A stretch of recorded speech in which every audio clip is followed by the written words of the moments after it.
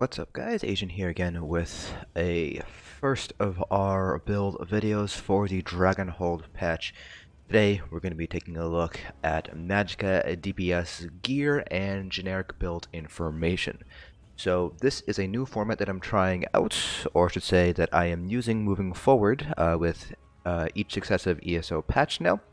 And basically what's going to happen is I'm going to basically go over all the different gear that you're going to be using for each spec, so that's Magicka DPS, Stamina DPS, tanks, and healers, as well as commonalities between all of them, so things like CP, for example, which is usually fairly constant across all different classes, although there can be a couple of changes here and there depending on specific classes. As well as things like race, food, basically everything that more or less remains constant between each and every class. For the class-specific skills as well as the class-specific rotations, I will still be doing separate videos on those, but in order to kind of cut down on the time on those videos, all the gear information and all the generic build information will be on this video instead. So this video will be used as a reference for the other build videos for Magicka DPS specifically here. So, for Magicka DPS, not that much has changed compared to Scalebreaker. Pretty much the sets are more or less going to be exactly the same. There is one potentially interesting set to use as a Dragonhold, a new set I should say, but everything else pretty much remains exactly the same as it was in Scalebreaker. So for most classes in the game right now, this is probably going to be your strongest setup. It's going to be Mother Sorrow, 5-piece Mother Sorrow on the body. I have 3-piece jewelry and then 2 body pieces here, but as long as it's active on both bars, that's the really thing that really matters here with Mother Sorrow. And then Perfected Siroria is going to be on your front bar. So I have 3 body pieces here, and then I have the Inferno Staff on the front bar here with Perfected Siroria. For Monster Helm set, you're going to go with Zaan. Again, this Dragonhold is just an Overland sort of zone. There's no new dungeons, so there's no new Monster Helm sets that came out with Dragonhold. So we're still sticking with Zaan here. And then for our back bar, it's going to be the Maelstrom's Inferno Staff.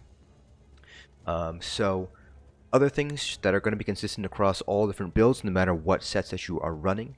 Body pieces are either going to be Divines or Infused. Specifically, your large pieces, you could run Infused instead of Divines. Technically speaking, Infused is just a little bit stronger than Divines, but not by too much. In fact, it's pretty much within margin of error, so it's really whichever sort of set trait you manage to get first if it is a drop set. Your small pieces will definitely always be Divines though, just because Infused is not as strong because you're only getting about 40% of your maximum enchant strength here. In terms of enchants, all max Magicka enchants is usually going to be the best way to go. Now, with the drop and sustain in Dragonhold, you might want to run something like Clockwork Citrus Fillet or Witchmother's Potent Brew, in which case you have a couple of options to make up for the loss of health if you aren't using Bystat food. One of them is to run a health enchant on a large piece. The other alternatives would be, of course, to find other ways to pad up your health. So perhaps running prismatic enchants on all your large pieces in order to maintain at least a little bit of your Magicka, or perhaps just putting a few points into health rather than Magicka. But that is kind of on a individual basis, kind of need to judge for yourself whether or not you need to run the sustained food, as well as whether or not you need additional health here. For jewelry, all spell damage enchants here, and then all 3 would be bloodthirsty. Other good traits would be infused or arcane. Both of them are pretty close together, but infused is the strongest trait out of those 2. Bloodthirsty does beat the other 2 traits, arcane and infused, by a decent amount. It's a noticeable amount here. But Infused and Arcane are more useful in certain scenarios where you might not necessarily be getting through Execute phase, where, for example, the first 75% of the boss's health is more important than the final Execute phase. But generally speaking, Bloodthirsty is going to be the way to go here. For traits and enchants on your weapons, you have 2 options for traits on your front bar. It's either going to be Precise or Infused. Now, the higher your DPS is, the better Precise is going to become. The cutoff is somewhere around 60 to 65k or so. So if you're hitting around that level of DPS, you're better off running in Precise than you are with Infused, and that's just because Precise, you can think of it as a percentage increase on your DPS, versus Infused, which is basically a flat increase to your DPS. So after a certain point, obviously the percentage increase is going to be better than the flat increase. But no matter what, you're still going to go with the Flame Damage enchant on your front bar here. For your back bar, you're still going to stick with Infused, but the enchant that you're going to run, you could vary. So you could run an Absorb Magicka enchant, which is generally speaking going to be the safer route to go in order to help out your sustain. However, if fights are very short, or you feel like you're able to sustain with the amount of group support that you're getting, for example, you might have Master's Restoration staff, you might have somebody running Sentinel Recruit Gams, you might have a healer running Hall of Fang's Thirst for more Magicka, in which case you might be able to run a weapon damage enchant or a shock damage enchant instead on the back bar. The shock damage enchant helps out with maintaining off-balance uptime as well as concussion uptime, which has the secondary effect of applying minor vulnerability, but the weapon damage enchant is going to give you a little bit more cleave damage because it's a straight boost to your spell damage versus shock damage enchant, which only affects one target at a time. Now, in terms of other sets, we will go through each of them, so each of the different categories, so there'll be a trial set, Overland sets, dungeon sets, and then crafted sets. I will further subdivide these into what I like to call body sets and then front bar sets. So body sets are sets that you want to have on the body at all times. Basically, you want that 5-piece bonus active at all times because it's either a static bonus or it's just better to have as your active on both bars. A front bar set, on the other hand, is just what it implies. It can be active on the front bar or on the body, and these sets are typically going to be proc sets. So starting things off first with trial sets. There are a few light trial sets that are good to pick up for DPS. First one we're going to talk about is going to be Master's Architect, which comes from Halls of Fabrication. This is primarily used on Magicka Templars, Magicka Wardens, and Magicka Nightblade because they have the cheapest ultimate. The 5 pieces when you use an ultimate ability, you and the closest 2 allies within 28 meters of you gain Major Slayer for 10 seconds. So obviously, the cheaper your ultimate, the better your uptime is going to be, which is why it fits into Magicka Templars, Wardens, and Nightblades. Their ultimates are fairly cheap, 70 ultimate for Nightblade, 72 for Templars, and 75 for Wardens. It doesn't really fit very well with the other classes. This can be either a front bar set or a body set. If you are running it on the front bar, you just have to be mindful of which bar you are activating your ultimate on and which ultimate is on which bar. The next set is going to be Moondancer, which comes from Lorkhaj. This is actually a fairly decent set. It's not really going to break any sort of DPS records, but the 5-piece is always going to be beneficial no matter what. Now, it is dependent on activating synergies. So if you're in a group that's just starting to learn how to get together, or in your pug group, for example, Moondancer is not going to be quite as strong. For organized groups, it does have a place here. So when you activate a synergy, you either get spell damage bonus or a Magicka regen bonus of 448. Both of them are 448. So no matter what, you're in a pretty good position. You can only have one blessing at a time, and the cooldown is 30 seconds. So you have an extra 10 seconds between a single synergy to kind of get a new blessing. So let's say you have a Magicka, you got the Magicka regen blessing, but you're already at max Magicka. Let's say at the beginning of the fight, you could just activate a second synergy and hope to get the spell damage bonus instead. So a little bit of RNG involved, which is why Moondancer might not necessarily be the best set, but it is still a set I want to point out here because I have used it to pretty decent effect in the past. So for Siroria is very good for sort of static fights, stack and burn fights, or you can use it in more mobile fights, but it does require a little bit more coordination, a little bit more micromanaging. You use the perfect or the imperfect version. The perfect version has that extra max Magicka bonus on the 5-piece there, so the non-perfect version doesn't have it. So it really depends on which set you're able to get, because the perfect version only drops from Veteran Cloudrest, armor from +1, jewelry from +2, and +3. And then there is False God's Devotion, which comes from Sunspire. This is essentially the Magicka version Vicious Ophidian. So it gives you a bunch of different armor set bonuses. So you can see we get 4 armor bonuses, and it also reduces the cost of your magic abilities by 8%. With the increase, I should say drop in sustain in Dragonhold, the 8% additional cost reduction might be very beneficial depending on the specific class you're running and how good you feel with your overall sustain. So definitely a set I recommend checking out and picking up.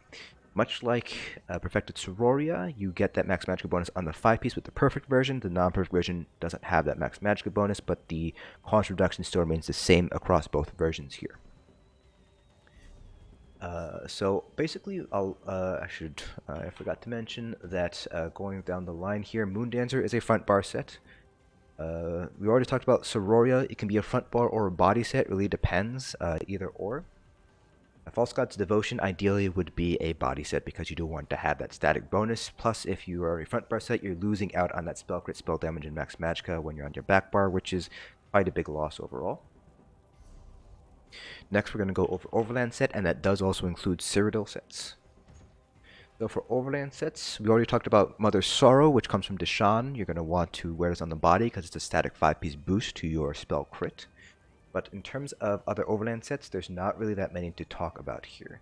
The only other one I would probably mention here would be Necropotence for petsorcs, and potentially Magicka Wardens as well for the additional max Magicka, but generally speaking it is going to end up losing out to some other sets here.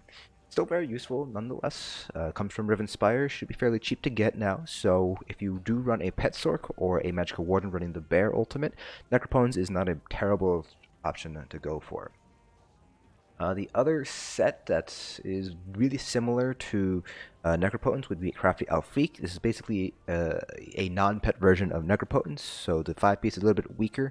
It's still an Overland set, so you can still buy it, you can still farm it. It's fairly cheap because it is not a very powerful set, but it does make do in a pinch.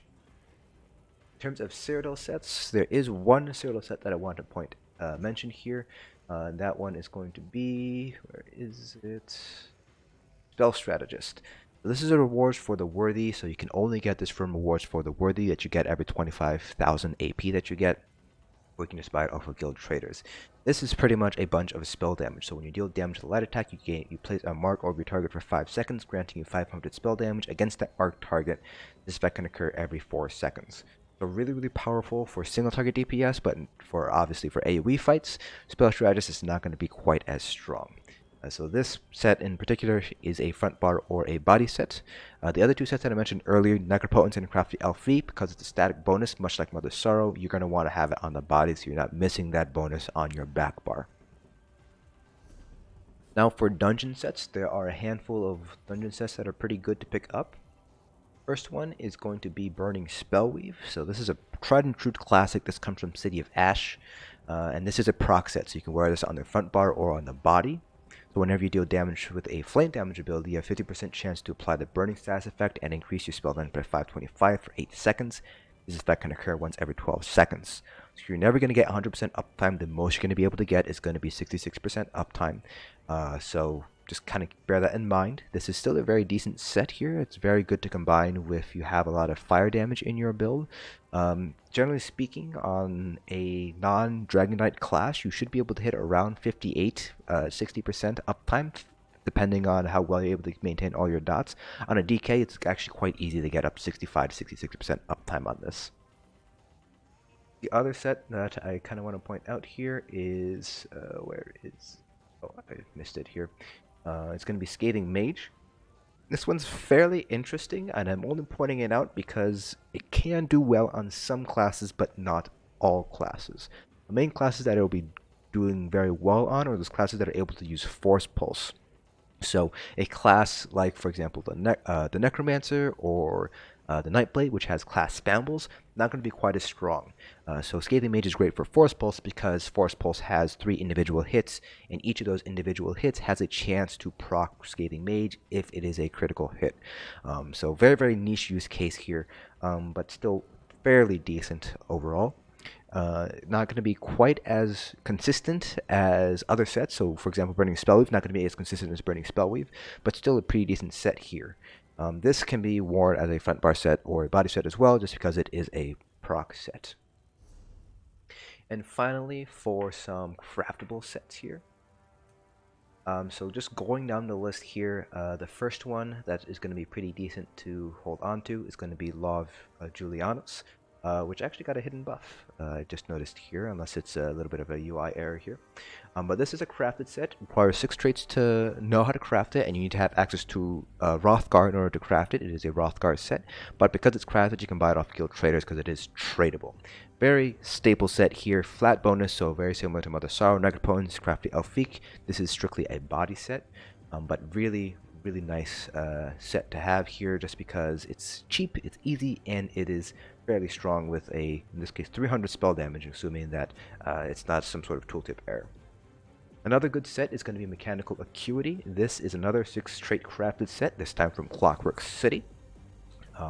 When you deal direct damage, you have 15% chance to gain unerring mechanical vision for 5 seconds, causing all of your attacks to be critical hits. This effect can occur once every 18 seconds. So really, really great for burst fights, where fights are going to be very short, and still this used to be the set to go for both Magicka and Stamina DPS, but they did nerf it a little bit here. But it's still a fairly strong set.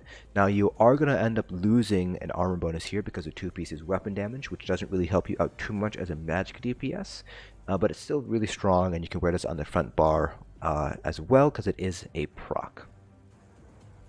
And then finally, the set that is not yet here on Craft Store because it is a new set. I'm going to have to head to the banker on the front of my house here to get it. And it's going to be the new crafted set. Oh, that's right. There is a bug currently on.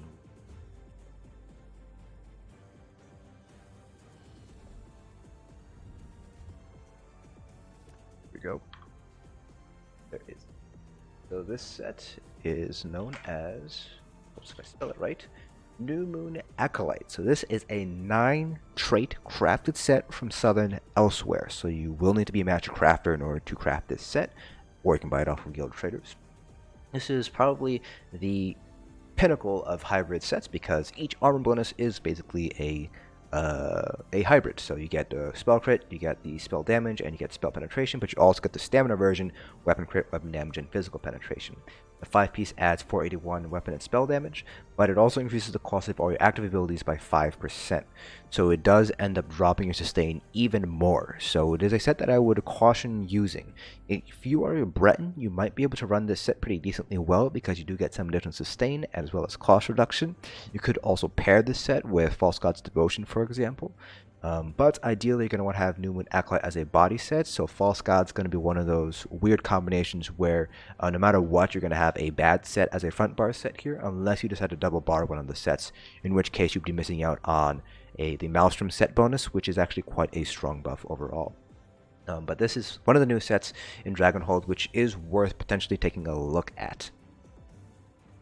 Now, in terms of monster helm alternatives, because you might not always want to wear Zaan, there are a couple of alternatives to Zaan that you might be able to run depending on your class. Grothdarr is always a tried and true classic if you not have access to Zaan, because Zaan is a DLC monster helm set. You do need to be able to finish Scalecaller Peak to grab it. Grothdarr, on the other hand, is a base game set, but it pretty much fulfills that same purpose there of being a melee Magicka monster helm set. The difference between Grothdarr and Zaan is that while Zaan is designed for single target DPS, Grothdarr is designed for AoE DPS. So you're able to get a little bit more cleave with Grothdarr, so really, really good for sort of trash pulls here. Another set that is situationally useful is going to be Ilambris, which comes from Crypt of Hearts 1, so another base game set here. So when you deal flame or shock damage, you have 10% chance to summon a meteor shower of that damage type that deals 1638 damage to all enemies within 4 meters every second for 5 seconds. You can see here that you do need to be able to deal flame and shock damage. So a Magicka Dragonite, for example, will not be able to make good use of Ilambris. A Magicka Sorcerer, on the other hand, if you're using a pet or you are running Liquid Lightning or Lightning Flood, you might be able to use Ilambris pretty decently well because you have both flame and shock damage. Force Pulse is another good spammable here, which would help proc Ilambris because both the flame and the shock procs are separate procs with their own internal cooldowns. Now, one of the weaknesses of Ilambris is that the meteor shower that spawns is static, so it will not move around with the boss. So if the boss happens to move out of the meteor shower proc, then it's not doing any damage. So just something to keep in mind if you're running Ilambris. Next set's going to be Slimecraw, which gives you Minor Berserk when you have the 2-piece bonus. Normally, Minor Berserk comes from Combat Prayer from your healers, but there are situations where healers might not be able to get you that high Minor Berserk uptime, in which case Slimecraw is potentially a decent option here. Generally speaking, if your Minor Berserk uptime is going to be 50% or lower, I would just run Slimecraw because at that point, your Monster Helm probably isn't going to be contributing nearly as much DPS as Slimecraw would with that uptime on a Minor Berserk. Another reason why you want to pick up at least one piece of Slimecraw is it's one of the few armor pieces that has Spell Crit as the one piece, the other ones being, for example, Zaan and Iceheart. So that's really where you would want to pick up Slimecraw. Speaking of Iceheart, I do kind of recommend picking up Iceheart. It's not bad for progression style guild if you're into progression and don't mind not lowering your DPS a little bit in exchange for survivability, because it does give you a pretty decent damage shield. It still does some damage, so not terrible. You're not really losing that much damage. You're still losing damage, but it just increases your survivability by a lot. So Iceheart is great for that purpose, and very similar to Slimecraw, it has that one-piece spell crit, which will come in handy, and as we'll explain in a little bit. The next piece here. Here is going to be Valkyn Skoria, which is going to be the weakest out of all of your Monster Helm set options here. Mainly because that one piece adds max health, which is pretty good for survivability, but does absolutely nothing for DPS. The proc damage itself is also fairly weak compared to some other proc sets. It's not terrible, but it's not really going to compare too much, mainly because of that low chance to proc. But it is a pretty decent set if you have nothing else to run, and you don't want to run two one-piece crit sets. Then we have, where is it? Grundwolf, which is mainly for just raw sustain. So whenever you do critical damage, you restore 1000 Magicka, in this case because you're Magicka DPS, and you also gain 500 stamina. So this is just raw sustain. If you have trouble sustaining, Grundwolf is a decent option to go for here, in order to give yourself a little bit more sustain. Obviously, it doesn't provide any sort of direct DPS, but the additional sustain might allow you to maintain a light attack rotation, which in turn would be an artificial boost to your DPS because you won't have the heavy attack anymore. While heavy attacks are now fairly decently strong, you still want to kind of avoid using them if you can help it. And then you can have the final option, which is running two one-piece spell crit sets. So, for example, Grundwolf has that spell crit bonus. You can pair one-piece Grundwolf with one-piece Iceheart for the additional spell crit. That actually ends up being fairly strong. And for ranged fights where you can't use Zaan or Grothdarr, for example, it's actually pretty decent. So overall, it will contribute around 3 to 4% DPS just from two one-piece crit sets. So if your Monster Helm bonus, like Valkyn Skoria, for example, isn't going to provide 3 or 4% of your DPS, you're better off running that two one-piece crit sets rather than just running something like Valkyn Skoria or Ilambris. So that's another option to kind of consider here. Moving on to other build stuff, so that's pretty much all of the gear, and all that will be listed below for you guys to kind of take a look at. Dark Elves and High Elves are going to be your best options for Magicka DPS, along with Bretons. Both High Elves and Dark Elves get 258 spell damage. High Elves get 2000 max Magicka, Dark Elves get 1875 max Magicka. So a little bit less max Magicka overall, so your DPS ceiling is going to be just a hair lower. Bretons also get 2000 max Magicka, but they don't get any additional spell damage. Instead, they get 100 Magicka regen and 7% cost reduction to all Magicka abilities.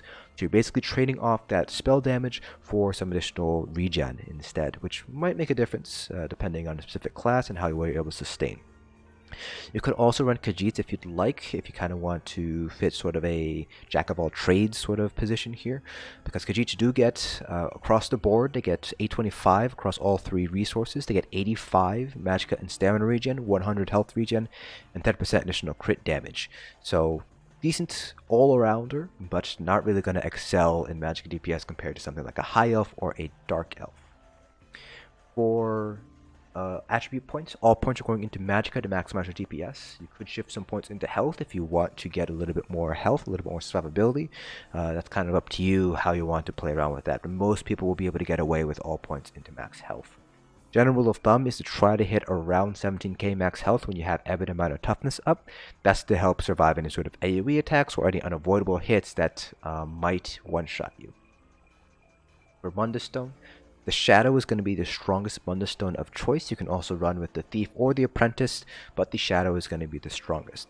The only situation where the Shadow is not going to be the strongest is if you're running two armor set bonuses that have no spell crit bonuses. So for example, Siroria and Spell Strategist, you're going to want to run something like the Thief instead of the Shadow, because the Thief will outparse the Shadow there by a very small amount. Generally speaking though, the Shadow is going to be the strongest option. Now for food, you have two primary options. Let me head over to the cooking station real quick to show you the second option. But the first option, which I have here, is Clockwork Citrus Fillet. So this is what I like to call a sustained food. It gives you your max health, your max Magicka, and it also gives you Magicka regen. This will help out your overall sustain because it not only provides your additional resources, but it also provides some additional recovery as well. This is the gold food. The other food, which is purple, which is a little bit easier to obtain, would be Witch Mother's Potent Brew. So a little bit weaker, as you can see here, but still a potential option because it is a little bit cheaper to get than Clockwork Citrus Fillet. The other option would be to run something like Blue Food, which is just straight up max health, max magicka, so you get more resources and more health, but you're losing out on the sustain. Not all classes will be able to sustain by stat food, so just something to keep in mind here. Now in terms of champion points, so your blue CPs might vary a little bit depending on class, and I'll cover that again in the class-specific videos, but usually your CPs are going to be pretty much exactly the same across all different classes. 100 Arcanus for the Magicka regen, 75 in Tenacity to get you a little bit more Magicka when you do have the heavy attack, if you have the heavy attack. And then you can split the other points however you'd like, so for example I have 31 Shadow Word, 31 Tumbling, 33 Warlord, but again, split it up however you'd like depending on what you find yourself doing more often. For blue CPs, I am on a Necromancer, so that's why I have no points into Spell Erosion. But normally you would have something like this. You would have 72 Elfborn, 64 Elemental Expert, between 9 and 11 into Spell Erosion, 20 into Staff Expert, 72 into Master at Arms, and 31 into Thaumaturge. Dots got a lot weaker in Dragonhold, so that's why we're dropping Thaumaturge down by a lot and increasing Master at Arms, Staff Expert, Elfborn, and Elemental Expert instead. And then finally our red CPs, we have 81 into Ironclad, 61 into Thickskin, and 64 into both Hardy and Elemental Defender. This basically more or less gives you very balanced mitigation across pretty much all the pieces of content you could possibly run. For specific pieces of content, you might need to shift your red CP points around in order to maximize your overall mitigation. So for example, Maw of Lorkhaj has a different optimal CP setup compared to, let's say, Halls of Fabrication. So just bear that in mind. Most raid leads will know what red CPs you should run as a DPS. But that pretty much concludes this video. So again, this video is strictly covering just gear and other commonalities between all Magicka DPS builds. For specific skill rotations, you will need to check out the specific class videos here. But that is it for this video. Hope you guys found this informative. If you guys have any questions, please feel free to leave down in the comment section below. Again, a list of all the sets that I talked about here, as well as whether they're body sets or front bar sets and where to get them, will be down in the description below. Again, hope you guys found this video informative, and I'll see you guys in the next dungeon.